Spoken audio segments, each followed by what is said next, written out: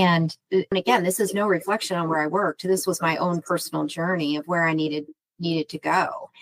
And so I was at home and I'm thinking, I don't know what I'm going to do. I have no idea what is to come next. And so I started thinking about paths like I talked about a moment ago, but I couldn't figure out which door on that path was supposed to open.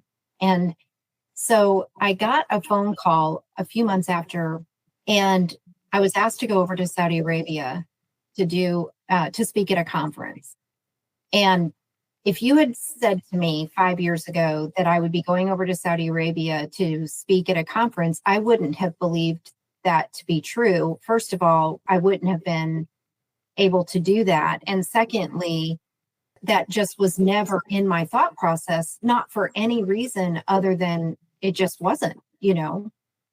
And so I went and I spent about, I don't know, 7 or 8 days over there among the most beautiful, wonderful people I've ever been around in my life.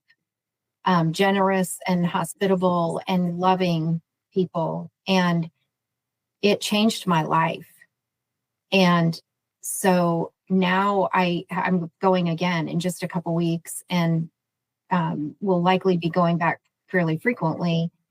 And I just, again, wouldn't have ever believed that would have been in my cards. But at the same time, I feel incredibly grateful and privileged to be a part of their healthcare journey. And I just had no idea that would have ever even been in the cards.